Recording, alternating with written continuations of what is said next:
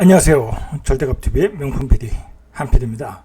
예전에 박원순 시장과 지금의 오세훈 시장은 서울을 보는 시각이 확실히 틀려요. 예전에 박원순 시장은 그 약자들의 편이었죠. 예를 들어서 비정규직을 정규직으로 한다. 가난한 사람들의 어떻게 잘 살게 할 수 있는 어떤 그 주거 여건 마련, 그런 거. 서민들 위주의 어떤 정책들. 자, 그러니까 당연히 그 서울의 개발에는 소홀히 할 수밖에 없었죠. 왜냐면 재개발, 재건축이라는 것은 그 동네에 사는 사람들이 다 쫓겨나는 거거든요. 자, 그러니까 재개발, 재건축이 추진을 못했던 거예요. 박원순 시장에는. 자, 그러니까 박원순 시장에 대해서 비판을 할 때 박원순 시장이 한 두 번, 세 번째 임기까지 한 거죠.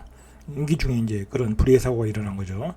자, 그러니까 그 동안에 서울에 발전이 없었다라고 이야기를 하는 거예요. 개발적인 측면에서는 분명히 그 비정규직들을 정규직으로 바꾸는 그런 거에 대한 기여는 분명히 했어요. 오세훈 시장은 그 전에 이제 오세훈 시장 하다가 본인이 사퇴하고 이제 그 뒤를 박원순 시장이 이제 그림을 그리면서 갔는데, 이 오세훈 시장은 전에 있을 때부터 내세웠던 큰 그림이 뭐냐면 서울을 디자인해야 된다. 서울의 르네상스.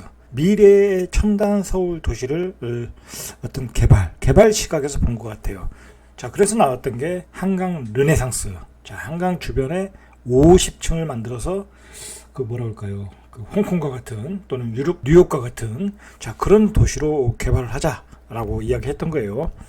자, 그런 점들이 이제 많이 비난을 받았죠. 한강변에 초고층 50층의 주택을 짓는다는 것은 부자들을 위한 어떤 그 개발이다라고 이제 비판을 받았던 거예요. 어떻게 보면 오세훈 시장이 굉장히 시대를 앞서간 거예요. 자, 어쨌든 그 여야가 각각 다른 시각으로 서울을 바라보고 있었다는 거예요. 서울은 개발이 늦어진 거예요. 그만큼. 어쨌든 서울의 개발은 늦어졌고 주거 여건은 안 좋았고, 그 개발이 늦어진 덕분에 서울 도심의 집값은 폭등했다. 자, 그리고 최근에 그 상승 사이클에서 특징이 뭐냐면, 강남에 못지않게 강북의 대장 아파트들이 강남에 거의 80%, 90%까지 가격이 육박했다라는 게 특징이에요.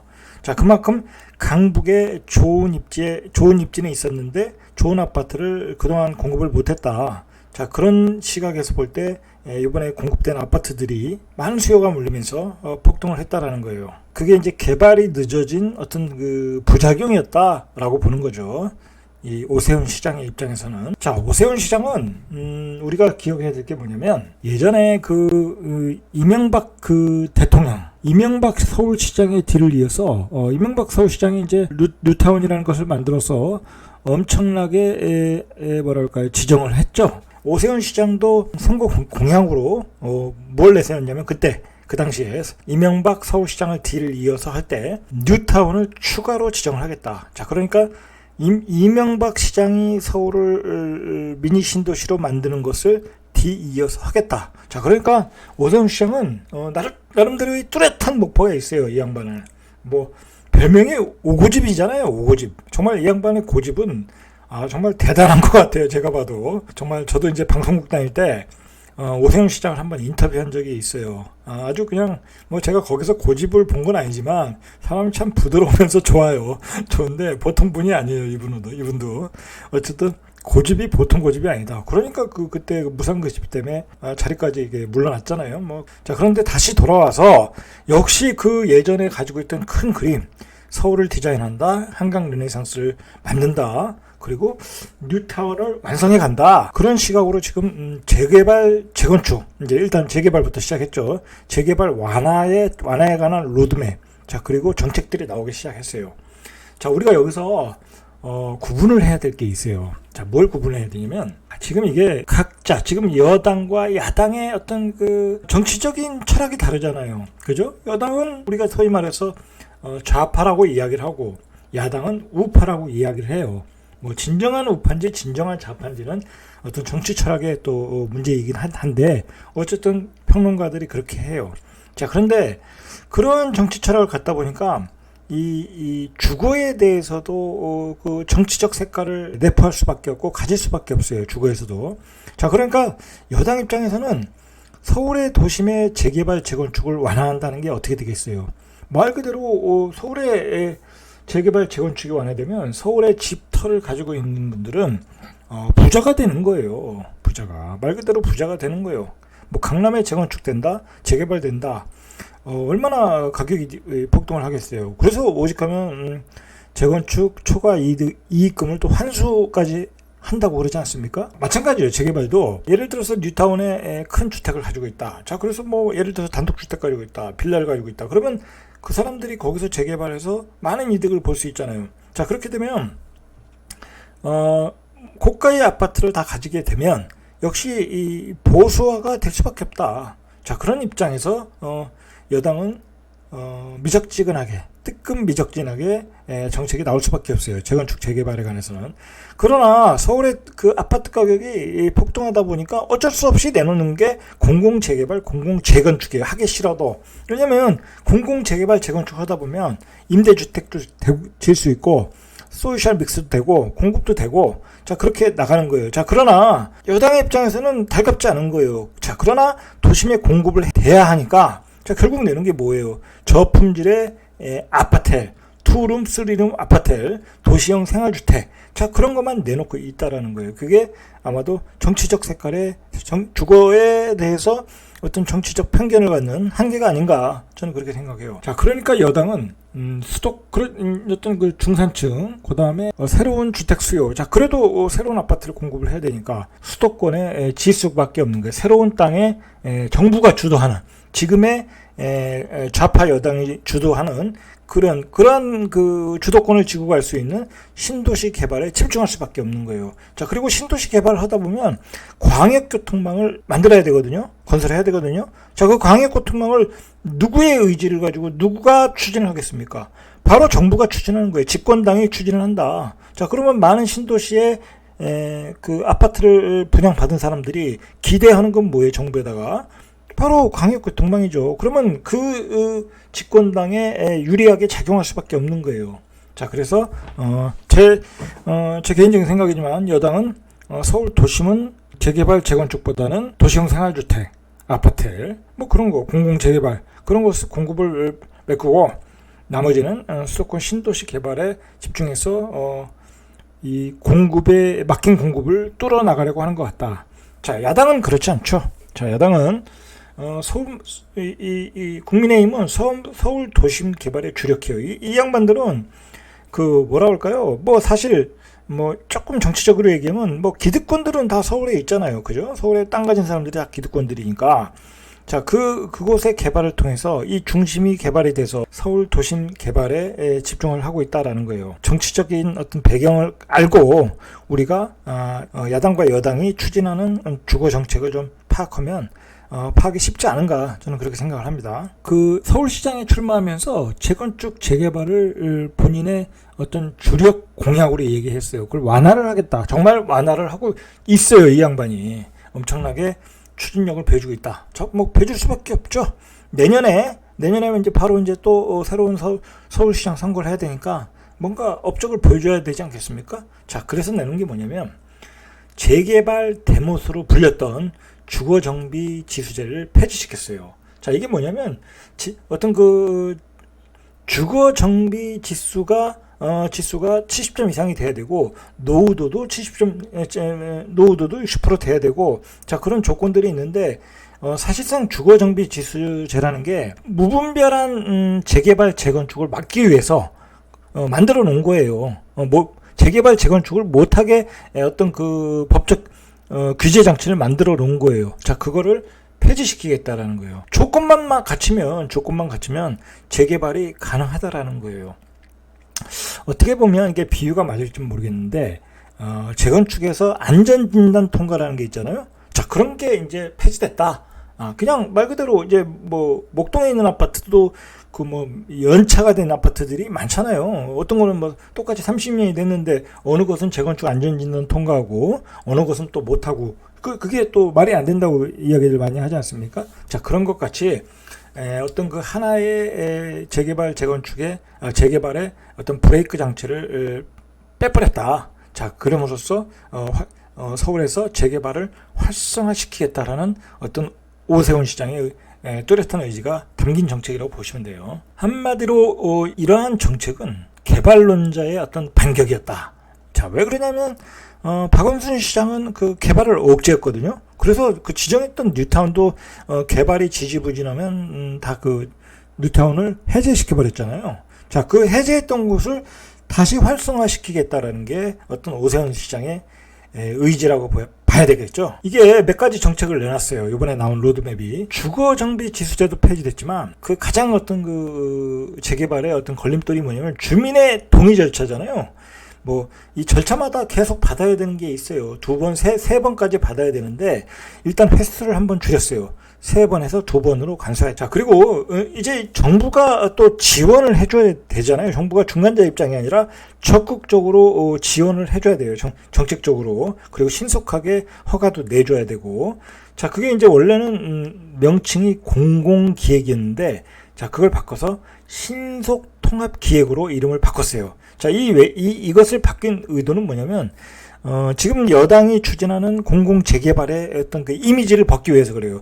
이거는 뭐냐면 민간이 주도를 한다, 재개발에. 야당, 오세훈 시장 입장에서는 우리가 추진하는 정책은, 재개발 정책은 민간이 추진하는 거지, 공공은 뒤에서 지원만 하는 것이다, 라는 거죠. 자, 그래서 이름을 신속통합기획으로 바꿨어요.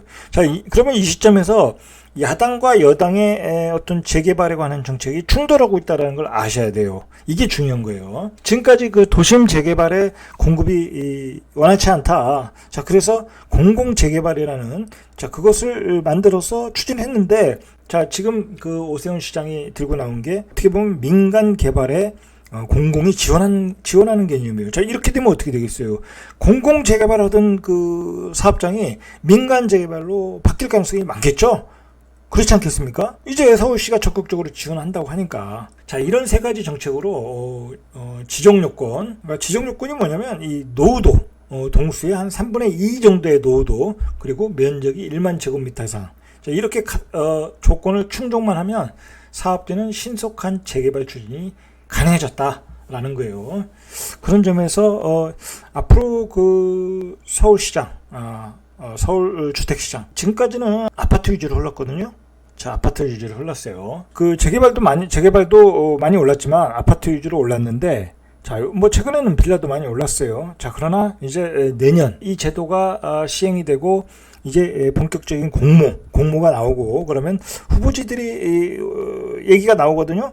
자, 그러면 이제 예전에 그 뉴타운에서 벌어졌던 그런 그 투기 열풍, 자, 그런 것이 불 가능성이 많아요. 자, 그런 점에서 2022년은 어떤 서울의 어떤 빌라 시장이 핫플레이스가 될 가능성이 높아요. 자, 앞에서 얘기했지만 이 신속 통합 계획이라는 게, 자, 이러한 제도의 보완을 통해서 구역 지정, 사실 뭐 구역 지정이 제일 중요하거든요. 일단 구역 지정이 돼버리면 행위 제한이 안 되잖아요. 자, 그리고 이제 재개발을 하겠다라고 이제 선언을 하는 이제 어떤 그 단계가 되기 때문에 구역 지정에서 집값은 급등해서 올라요. 자, 그런데 그 구역 지정을 하는데 통과하는 것도 어렵지만 시간도 많이 걸린단 말이에요.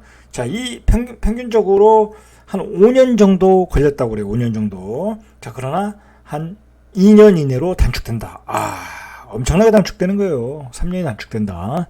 자, 그렇기 때문에 그 오세훈 시장의 정책은 큰 의미가 있어요. 그리고 여러분들이 꼭 기억하셔야 될 게 뭐냐면, 여러분들 그 투자의 개념으로서 서울을 봐도 이게 요즘 투자가 잘못돼도 뭐 한참 잘못됐어요.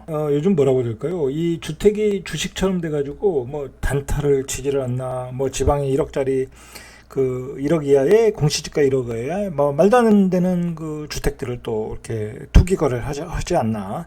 자, 그럴 필요가 없다. 좋은 그 입지의 아파트, 좋은 입지의 빌라들, 자, 그런 것들은 장기로 가져가셔야 되는 거예요. 어떻게 우리가 서울시의 큰 그림을 봐야 돼요. 과연 한 10년 전에 서울시와 멀리 갈 것도 없어요. 10년 전에 서울시와 지금의 서울시를 한번 비교해봐요. 강북의 아파트들이 저렇게 오를 줄 예상이나 했겠습니까?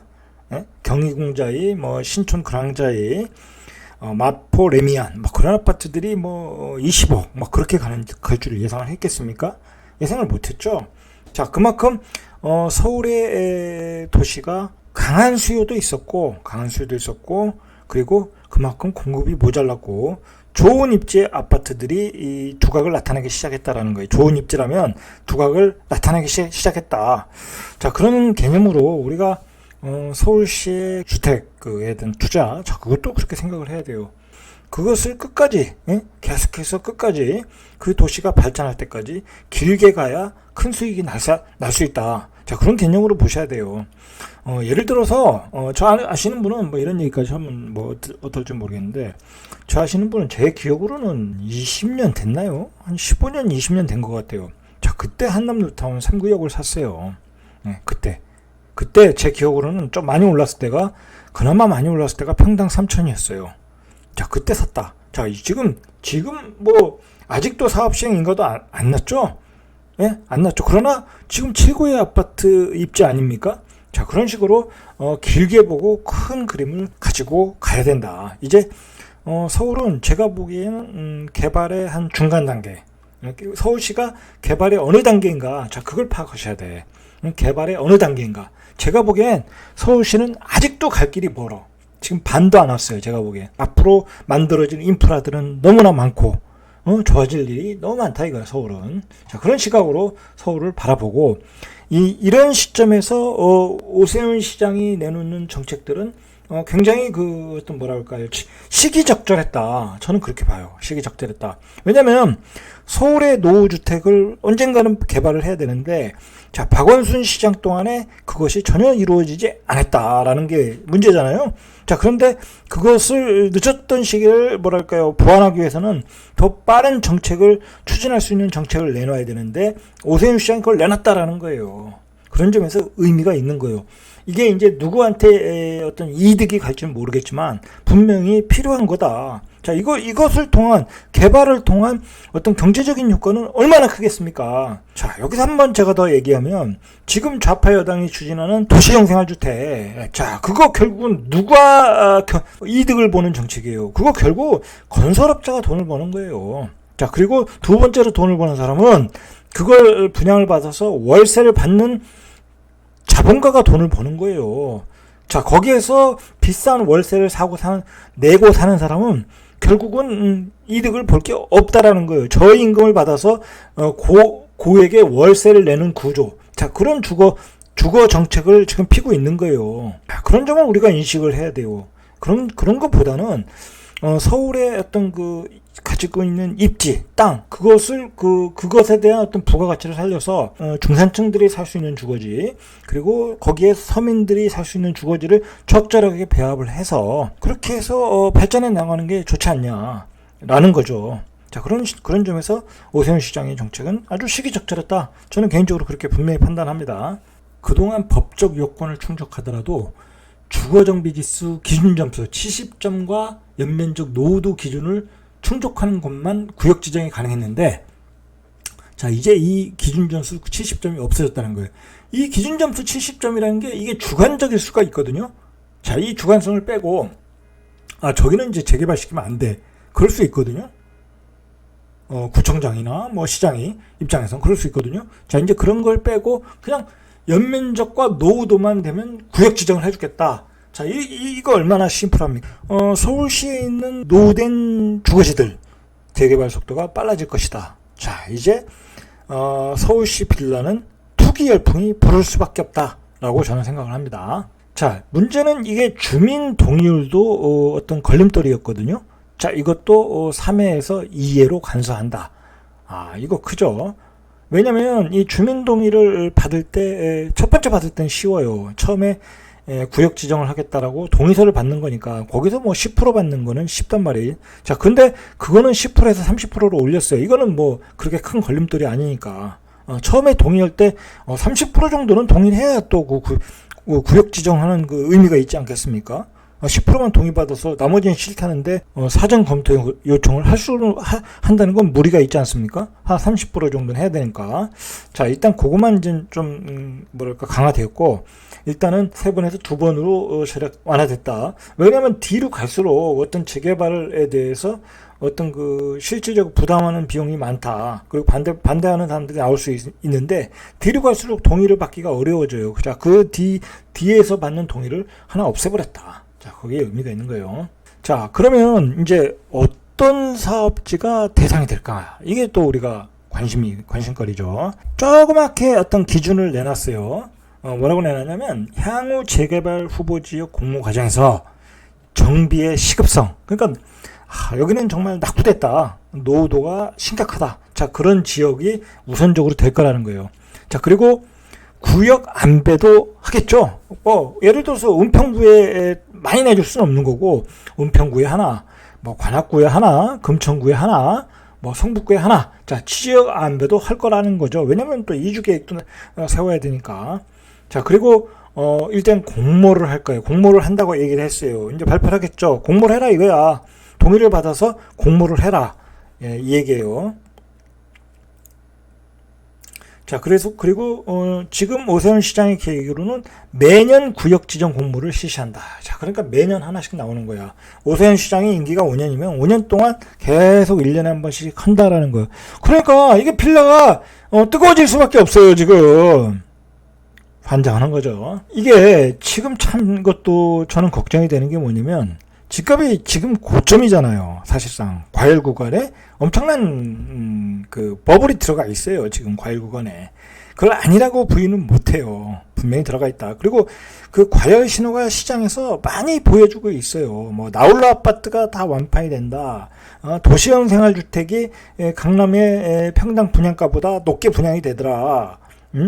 그리고 아파트들이 마구 팔린다. 그리고 말도 안 되는 생활형 숙박시설, 사실 생활형 숙박시설이나 분양형 호텔과 뭔 차이가 있습니까? 그런 게 어떻게 프리미엄을 붙어요. 그리고 그런데 몇십억짜리, 20억짜리가 팔린다. 레지던스가. 그게 말이 되는 겁니까? 그건 말이 안 되는 거예요. 안 되는 일들이 지금 벌어지고 있다. 왜냐면 사람들이 사면 프리미엄이 붙고 그걸 시장에서 팔 수 있다고 하니까 일시적인 착각에 의해서 거래가 되는 것 뿐이에요. 그런 시점에서 이렇게 재개발 완화가 된다.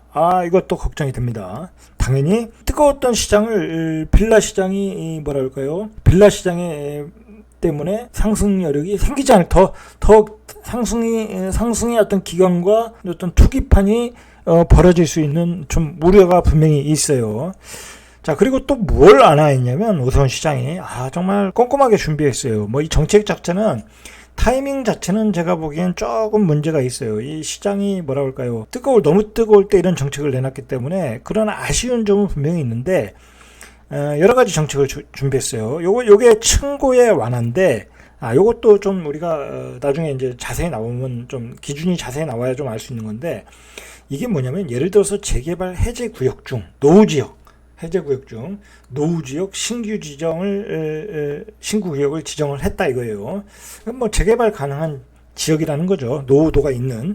자, 그런 지역에 2종 일반 주거인데 7층밖에 제한이 안 되는 경우가 있어요. 왜냐면 경사도가 있거나 아니면 산고 어떤 경관을 해치는 그런 지역이면 7층밖에 안 돼요. 자, 그러나 이제 그런 곳에서도 일정 조건을 갖추면 기준 변경을 해서 그 조건을 갖추면은 그것도 예를 들어서 12층, 15층으로 해제해 줄 수 있다. 그러니까 오세훈 시장이 얼마나 서울시에서 주택을 공급하고자 하는 그 노력이라고 할까요? 그런 점들을 이제 알 수가 있는 거예요. 자, 그러나 제가 얘기했지만 타이밍이 안 좋다 지금. 왜냐면 지금 시장이 너무 뜨거울 때 너무 뜨거워서 갑자기 또 식을 수도 있는 타임에 그리고 또 다른 지역 특정한 그것도 서울이라는 지역에서 빌라 시장을 너무 뜨겁게 할 수도 있다. 자, 문제는 뭐냐면 우리가 이걸 또 생각을 해야 돼요. 이거 오늘 말이 좀 길어지는데 사실 이게 이런 거는 사실 이게 유튜브에서 들을 수 없는 내용이에요. 사실 이거 돈 받고 강의로 해드려야 되는 내용인데 예를 들어서 지금 빌라 시장이 이제 다시 서울이 뜨거워진다고 하면 그리고 그런 정책이 또 호평을 받을 수 있거든요. 자, 그러면 이게 또 무슨 현상이 나오면 그게 기타 지방으로 번질 수가 있어요.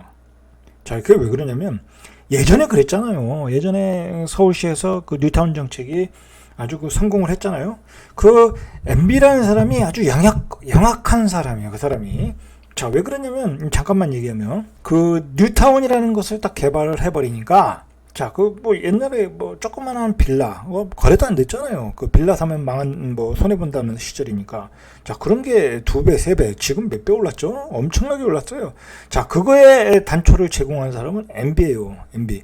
자, MB가 그걸 잘못했다는 건 아니에요. 분명히 그건 뉴타운은, 좋은 정책이다. 자, 그러나, 시기적으로 굉장히 빨랐고, 그 다음에, 집값이 긴 하락으로 갔기 때문에, 추진이 안 됐던 거예요. 그러나, 지금 요번에 상승사기로서, 얼마나 집값이 많이 폭등을 했냐면, 2배, 3배 오르다 보니까, 어떤 지역에서도 추진을 할 수 있는 거야. 그 빌라를 부시고 아파트를 지면 다 분양되고 높은 분양가를 분양할 수 있으니까 되더라는 거예요. 그러니까 이게 잠시 시장이 죽어도 재개발 재건축은 시장이 죽으면 재개발 재건축이 그때 중단이 되거든요. 사업성이 떨어지니까. 자, 근데 지금은 그러기도 어려운 상황이야. 이거 집값이 떨어지면 여기서 50%가 떨어지겠어요? 30%가 떨어지겠어요? 제가 보기에는 30%까지 떨어져도 재개발 재건축은 추진이 가능하다라는 거죠. 그러니까 이 시장은 앞으로 재개발 재건축이 뜨거워질 수밖에 없는데 바로 오세훈 시장이 이 타임에 이걸 내놓았으니까 제가 내년을 걱정할 수밖에 없다라는 이야기예요. 자, 그러니까 오세훈 시장도 알아요. 이걸 모르겠습니까? 자기도 예전에 시장할 때 그 뉴타운 지정을 할 때 그 투기 열풍이 불었던 걸 알고 다 알아요. 이 양반도. 자, 그러니까 보완을 하겠다라는 거예요. 보완을 하겠다. 예를 들어서 민간 개발 후보지를 공모에 착수한다고 그래요. 곧. 예를 들어서 공모한 날짜가 나와요. 며칠부터 이제 공모합니다. 자, 언제까지 사정구역 재개발 구역으로 할 지역들은 동의서 받아서 내세요. 그러면 그 공모일이 바로 기준일이 되는 거예요. 기준일이. 자, 그 기준일부터 나중에 예를 들어서 그 지역은 토지거래 허가구역이 되는 거예요. 토지구역 허가구역이 되는 거예요. 자, 그 토지거래 허가구역으로 막아서 거래에 어떤 투기를 막겠다라는 거예요. 자, 토지거래 허가구역이 되면 사람들이 안 사겠습니까? 사겠죠? 별 의미가 없어요, 사실은. 자, 공모일 기준으로 중요한 것은 이제 뭐냐면 신축 빌라도 못 짓게 하고 지분 쪼개기도 못하게 하겠다라는 거예요. 그냥 사업성을 위해서. 자, 벌써 신문에서 이 주거지 정비 지수제 폐지, 신통계획 이런 정책이 나오면 어느 쪽이 뜨거울까? 핫플레이스가 될까? 자, 얘기가 나오잖아요. 신문 기자들이 벌써 나왔어요. 동북권. 이게 요즘 핫했던 건 아니에요? 상계동. 노원구, 성북구, 거기 GTX 들어오고, 도로교통망 좋아지고, 지하철 연장되고, 호재가 많지 않습니까? 자, 그리고 서남권. 이 서남권도 좋아졌죠. 도로망이. 자, 그래서 제가 항상 얘기하는 게, 서울은 큰 그림으로 봐야 된다. 이 동북권이 최근에 뜨고, 서남권이 뜨는 게 다 뭐겠습니까? 교통이 좋아졌기 때문에 뜨는 거예요. 교통이 좋아졌기 때문에.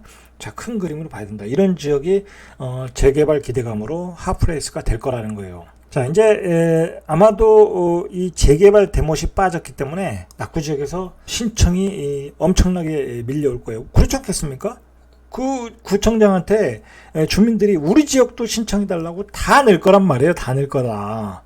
자, 이제 서울의 빌라 시장은 아주 투기 열풍이 시작될 가능성이 높다. 제가 걱정하는 것은 그것입니다. 그거. 자, 그리고 여러분들은 제가 당부하고 싶은 건 뭐냐면, 서울에 주택을 마련하겠다. 그러면 좋은 입지에 어떤 빌라, 예를 들어서 그런 재개발 가능한 빌라를 사면 그냥 가지고 가세요. 중간에 팔지 마시고 쭉 가지고 가시면 돼요. 그러면 나중에 그게 큰 돈이 될 수도 있다라는 거예요. 자, 오늘은 여기까지. 이상 절대값 튜브의 명품 PD 한 PD였습니다.